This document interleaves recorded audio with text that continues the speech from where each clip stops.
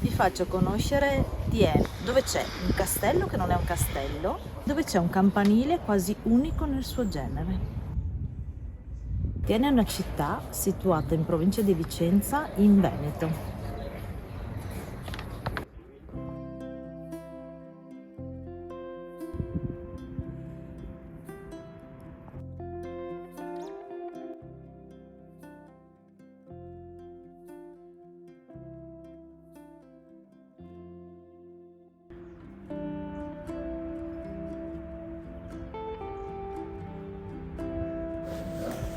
Perché è un edificio che in qualche modo apre la stagione della costruzione delle ville venete. Qualcuno l'ha definito anche magari con un po' di retorica, però la madre delle ville venete, ripeto. È bello questo quadro perché di solito con Leoni veramente è ricordato come uno dei più grandi generali militari della Repubblica.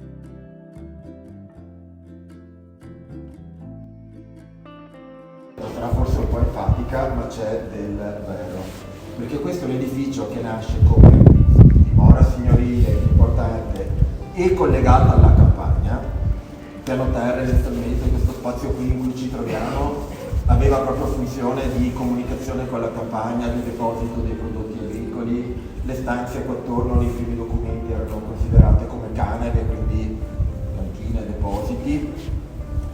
E quindi esattamente le caratteristiche che noi attribuiamo alle ville venete, splendide residenze in mezzo alla campagna, ma funzionali anche alla gestione del fondo agricolo, solo che questo viene realizzato nel 1450, quindi siamo più o meno un secolo in anticipo su poi l'esplosione della costruzione delle ville venete, quando poi iniziano ad essere realizzate un po' ovunque. Quindi è veramente un edificio che in qualche modo anticipa, apre la strada, prepara il terreno e poi diventa anche per molte cose un punto di riferimento per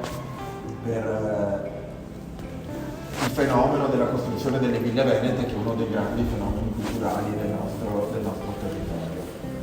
Per capire un po' il percorso bisogna partire proprio dalla storia, perché ci troviamo nel centro di Thiene. Guardate, Thiene è sempre stato un centro importante di riferimento un po' per tutta l'area qua di Montana, ma non è mai stato un centro molto consistente come dimensioni, come popolazione. Hanno fatto di piccole contrade sparse, anche qui che siamo proprio in centro, la chiesa che vedete dietro è l'uomo, però qua attorno c'era un piccolo nucleo di case, se guardate le mappe, ma in realtà se guardate anche le foto di fine 800, le foto di Thiene, sono veramente, era un centro molto sparso.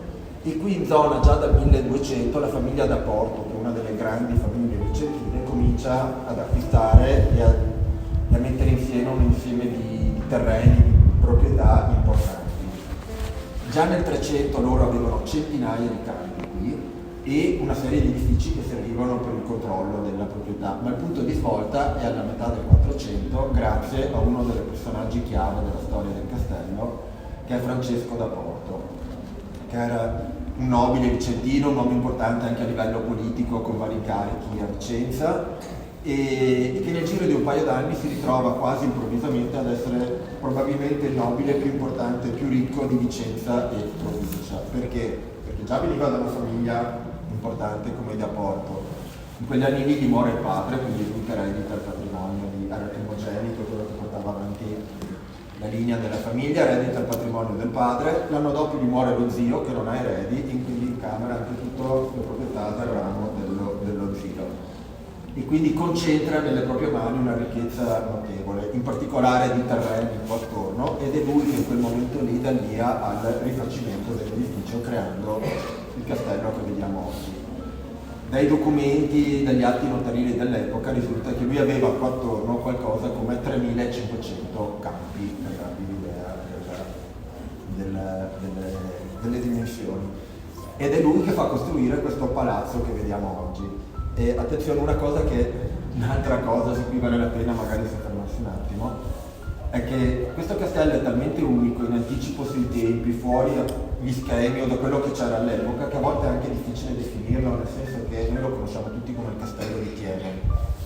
Però non è un castello vero e proprio, non è mai stata una struttura difensiva, anche se vedete un po' di merlature, le torrette sono più che altro ornamentali. Nei documenti antichi è chiamato palazzo, proprio palazzo, quasi fosse un palazzo di città. Con la cultura di oggi forse la definizione più appropriata è proprio quella di villa, ma quasi nessuno lo chiama villa di Chieno, villa da porto, qualche volta sì, però sarebbe quella la definizione forse più giusta.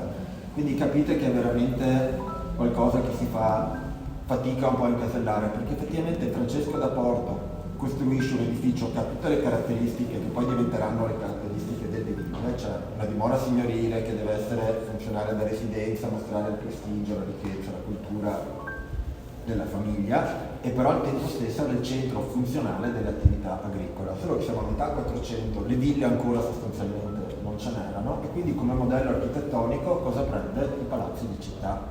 Effettivamente come struttura architettonica sembra un palazzo cittadino e non tanto un palazzo di Vicenza dove Francesco da Porta aveva un bellissimo palazzo, o in un'altra città del Veneto. Se guardate bene questa struttura con questo grande porticato al piano terra, un porticato fatto a T con sopra un salone che ha più o meno la stessa forma, poi le torrette un po' laterali, ricorda molto certe architetture tipicamente veneziane, certi palazzi veneziani, in particolare le case fondaco, il fondaco dei turchi, il fondaco dei tedeschi, quindi erano case, palazzi che avevano una funzione commerciale, il portico al piano terra serviva come luogo di scambio commerciale, poi c'erano tutti gli spazi commerciali e residenziali per gli strutture. Quindi siamo nel cuore della campagna, il fulcro di una grande proprietà agricola, però un'architettura che richiama grandi palazzi veneziani.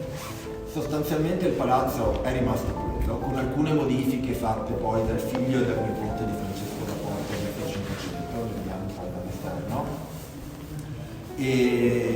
Però la struttura è rimasta quella. Però c'era un passaggio sotterraneo che collegava la proprietà del castello non direttamente alla chiesa, ma usciva lì di fianco alla chiesa, perché guardate, da Porto avevano, come vi ho detto, migliaia di campi attorno, quindi di fronte era praticamente tutto loro, ma avevano proprietà anche di fianco, anche sul retro di là e anche di là.